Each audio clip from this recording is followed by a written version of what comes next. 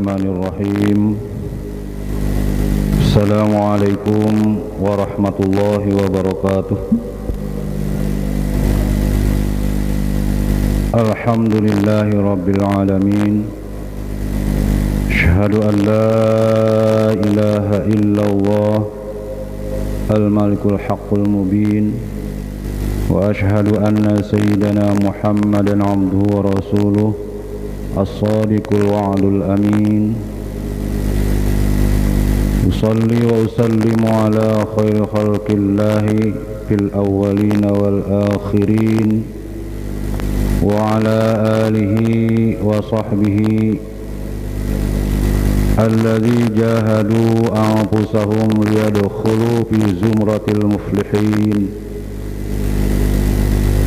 Amma ba'du, fa ya ibadallah, usikum bi taqwallahi wa ta'atihi la'allakum tuflihun. A'udzu billahi minasy syaithanir rajim.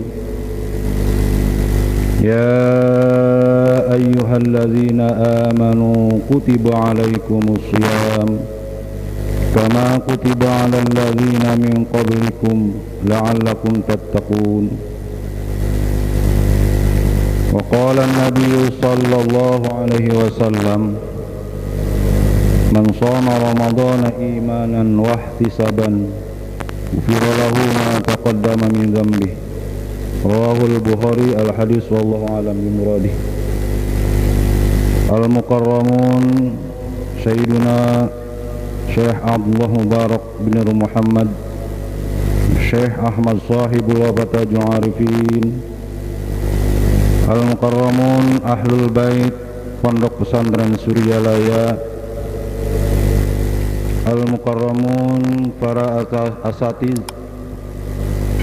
hadirin yang saya banggakan, dan pendengar inayah dimanapun berada, semoga semuanya pada sehat walafiat, amin ya Allah ya rabbal alamin.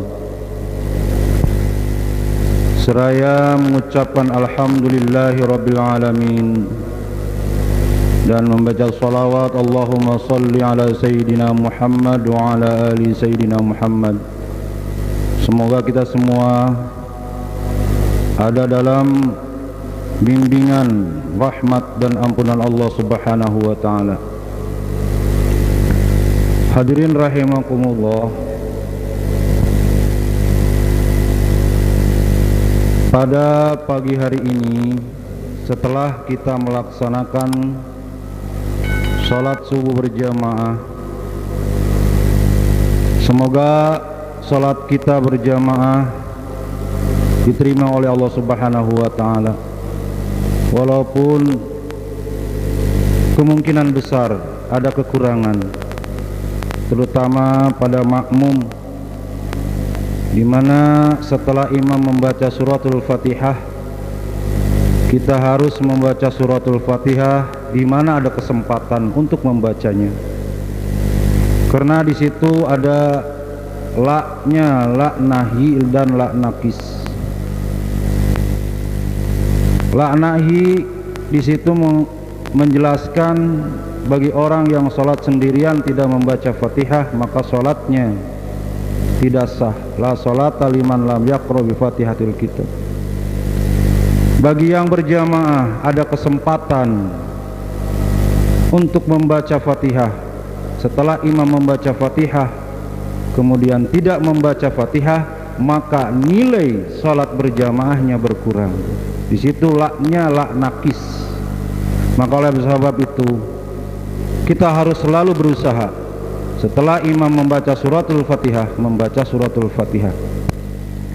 Kemudian dilanjutkan dengan zikir kepada Allah subhanahu wa ta'ala, di mana Allah berfirman di dalam suratul 4, surat An-Nisa ayat 103, fa idza qadaitumus shalah fadhkurullah qiyaman wa qu'udan wa ala junubikum. Setelah kita melaksanakan sholat, maka laksanakanlah zikir. Bukan setelah beres salam lantas jalan, tapi harus melaksanakan zikir kepada Allah Subhanahu wa taala, karena itu perintah dari Allah Subhanahu wa taala. Setelah itu kita melaksanakan khataman dan sekaligus mendengarkan ta'lim, ceramah kuliah subuh. Kemudian dilanjutkan setelah beres kita melaksanakan sholat awal duha, yaitu sholat isyraq, di mana ketentuannya sholat isyraq bukan di rumah tetapi di masjid. Diniatkan i'tikaf kita dari mulai qiyamul lail, sholat tahajud, sampai kita sholat subuh berjamaah, dan sampai waktunya isyraq kita tidak meninggalkan masjid.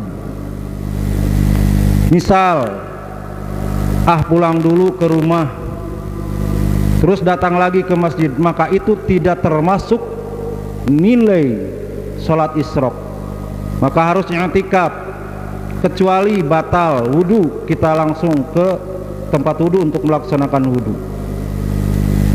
Hadirin rahimakumullah, pada pagi hari ini saya diberikan kesempatan untuk memberikan tausiah dengan judul bulan Ramadan adalah bulan barokah dan ampunan. Hadirin rahimakumullah, dari mulai Pak Yai Nana Suryana sampai kepada Pak Yai Haji Wawan Latif, intinya adalah barokah dan ampunan. Barokah, misal kalau kita mau melaksanakan sholat, maka kita diharuskan, disyaratkan untuk melaksanakan wudu. Ketika wudu, fa'asbigil wudu, kata Nabi, sempurnakan wudu. Kalau wudunya sempurna, yakin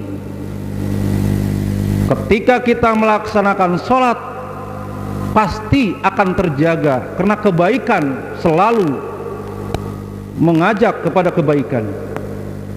Makanya ingat, kita harus menjaga anggota yang 7 untuk sujud. Masih banyak anggota sujud kita yang 7 itu kadang-kadang, kami bahasa Sunda mah sengenahe dewek.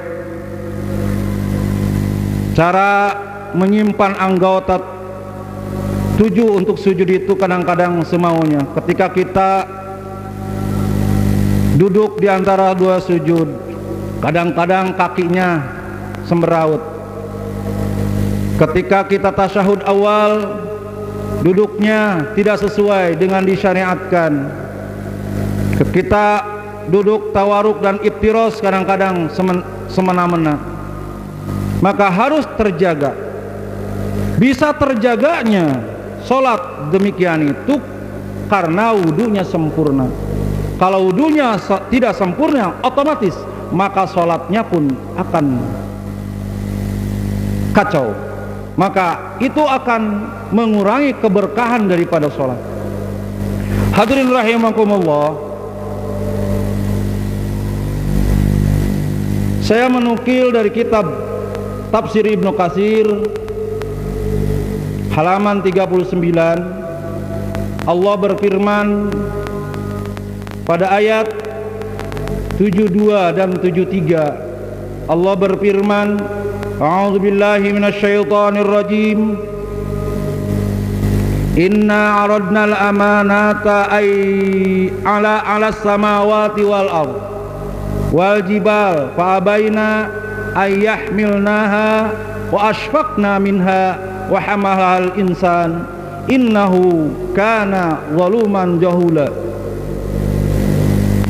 liyu'adziballahu al-munafiqina wal munafiqat wal musyrikina wal musyrikat wa yatuballahu al-mu'minina wal mu'minat wa kana Allahu ghafurar rahima. Allah Subhanahu wa ta'ala pada ayat ini menjelaskan Allah memberikan amanat kepada langit, kepada bumi dan kepada gunung, bahwa harus memikul amanah dari Allah Subhanahu wa taala. Tetapi langit, bumi dan gunung tidak bisa menerima amanat itu. Kemudian Allah memberikan amanat kepada Adam alaihissalam. Maka Adam bertanya, kalau saya melaksanakan amanat darimu ya Allah, apa konsekuensinya? Kata Allah, apabila kamu melaksanakan perintah atau amanat dari aku, maka aku akan memberikan pahala, jaminan kebaikan kepadamu. Dan sebaliknya, kalau kamu tidak melaksanakan, tunggu azab dariku. Hadirin rahimakumullah, Al-Aufa menerima riwayat dari Ibnu Abbas bahwa yang dinamakan amanah adalah ketaatan. Kemudian Ali bin Abi Thalhah menerima riwayat dari Ibnu Abbas bahwa amanah adalah menerima keparduan daripada Allah Subhanahu wa taala. Hadirin rahimakumullah, setelah Allah Subhanahu wa taala memberikan himbauan dan arahan kepada malaikat pada surat 2 ayat 30, qala rabbuka lil malaikati inni ja'ilun fil ardi khalifah qalu ataj'alu fiha may yufsidu fiha wa yasfikud dima'a wa nahnu nusabbihu bihamdika wa nuqaddisu lak qala inni a'lamu ma la ta'lamun. Dilanjutkan dengan surah Al-A'raf surat ke-7 ayat 11, Allah Subhanahu wa taala berfirman, walaqad khalaqnakum summa sawwarnakum summa qulna lil malaikati isjudu li adama fasajadu illa iblis. Hadirin rahimakumullah, ketika Allah memberikan perintah kepada Nabi Adam alaihissalam, maka Nabi Adam alaihissalam menerima perintah itu. Keparduan salah satunya adalah sholat, puasa, zakat, dan ibadah haji. Perintah Allah Subhanahu wa taala mesti dilaksanakan. Sudah diterima oleh Nabi Adam alaihissalam. Baru setelah menerima Nabiullah Adam alaihissalam, antara waktu asar dan menjelang malam, ketika itu juga Nabiullah Adam alaihissalam melanggar perintah Allah Subhanahu wa taala dengan Allah berfirman, wala taqraba hadhihi syajarah, jangan kau dekati pohon itu. Ternyata Nabiullah Adam alaihissalam akhirnya melanggar aturan Allah Subhanahu wa taala. Itu mungkin sebab akibat, hukum kausalitas, karena pada waktu itu iblis terusir,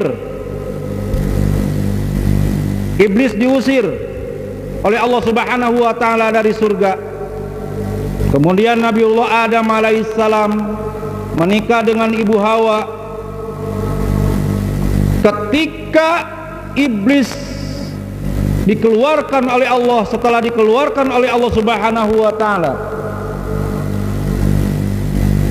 dan ketika Siti Hawa lagi menyendiri, akhirnya setan kembali lagi menggoda Siti Hawa dengan kelemahan seorang perempuan.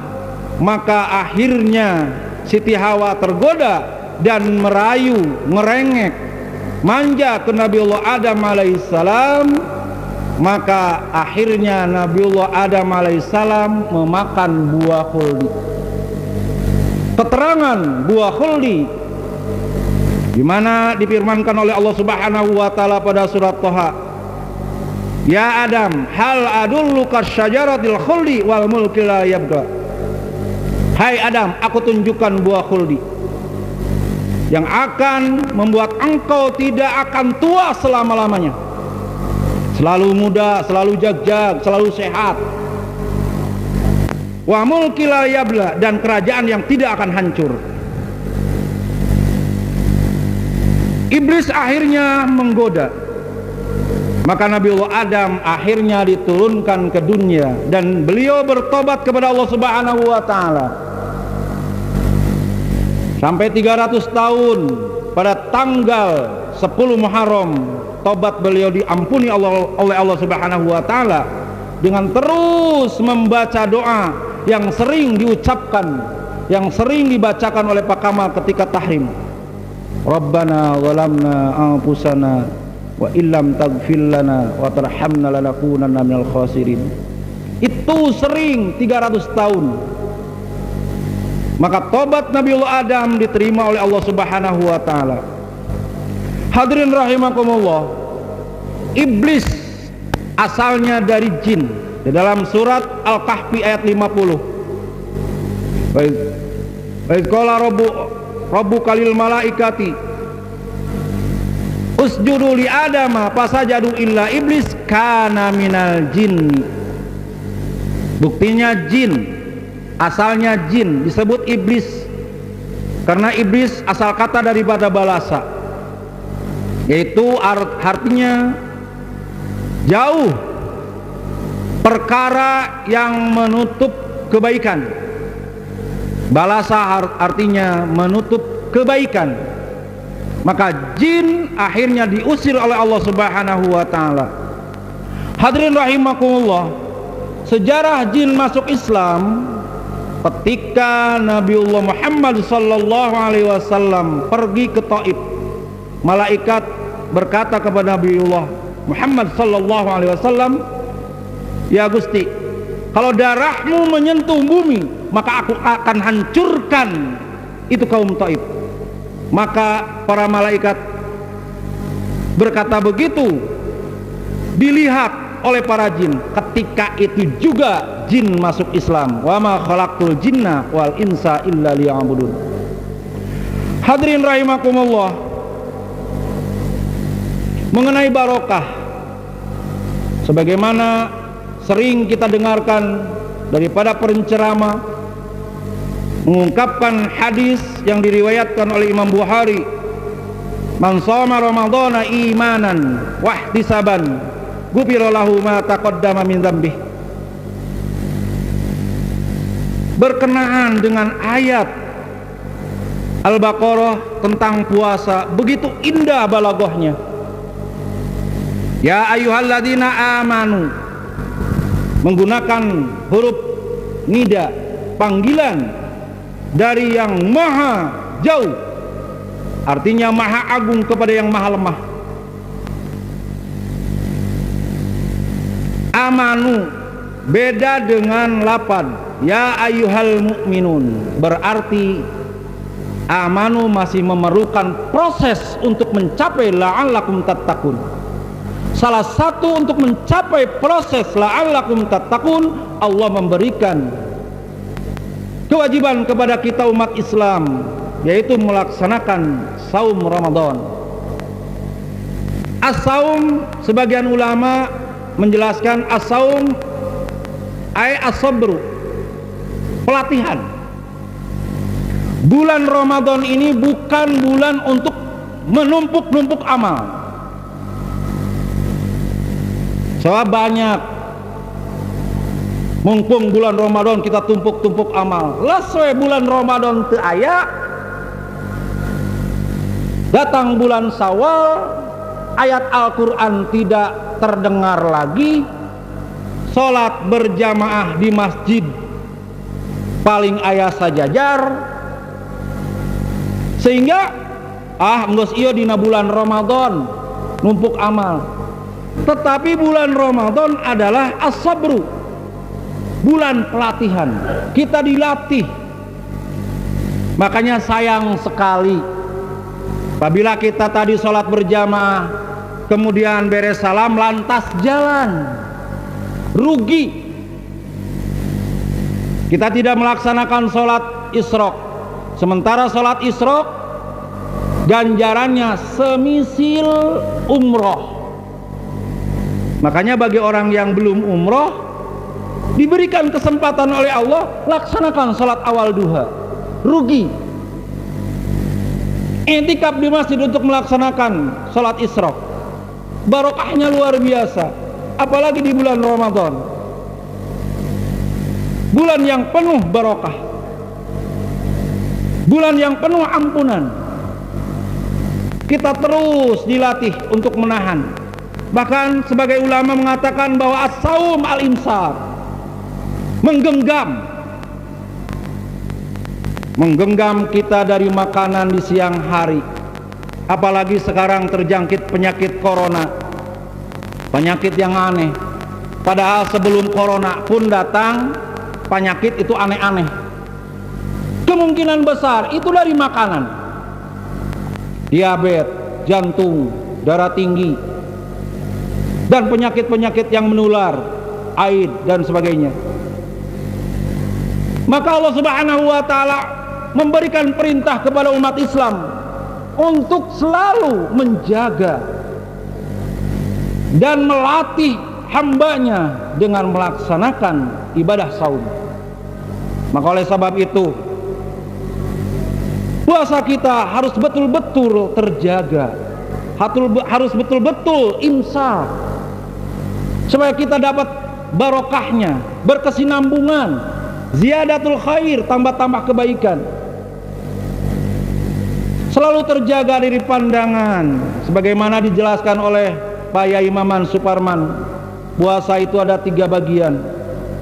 Kita harus menjaga rambut kita, menjaga lisan kita, menjaga hati kita, sebagaimana diutarakan oleh pengarang kitab Ihya Ulumuddin Imam Ghazali sama, dan Sayyidina Ali pun menyampaikan begitu. Sebaik puasa hati adalah lebih baik daripada puasa lisan. Puasa lisan lebih baik daripada puasa lambut, betul. Maka kita selalu terjaga dengan menjaga makanan. Hati-hati ketika kita menyediakan buka puasa. Allah Subhanahu wa taala, bahkan ada penelitian dari profesor dari Jepang. Inilah syariat yang diajarkan oleh Nabi sallallahu alaihi wasallam. Kita akan meminum air, kita pasak dengan mendidih 100 derajat Celcius. Kemudian kita tuangkan ke gelas, sementara cucian gelas disimpan dulu. Kemungkinan besar bakteri akan masuk kepada gelas itu. Hasil penelitian profesor dari Jepang itu, beliau tidak langsung meminum, tapi mengucapkan Bismillahirrahmanirrahim, sebagaimana dijelaskan oleh sebagian ulama, kullu amrin ribalin la yubda'u fihi bismillahirrahmanirrahim fahuwa abtar. Awali dengan bismillah. Begitupun ketika kita mau melaksanakan iftar, buka, awali dengan bismillah minimal. Maksimal dengan mengucapkan Allahumma lakasumtu wa bika amantu wa ala rizkika aftartu birahmatika ya arhamar rahimin. Supaya apa? Supaya barokah, dan apa yang kita makan dihalalkan oleh Allah Subhanahu wa taala. Alhasil kesimpulannya bahwa segala sesuatu amal yang baik pasti dibarokahkan oleh Allah Subhanahu wa taala.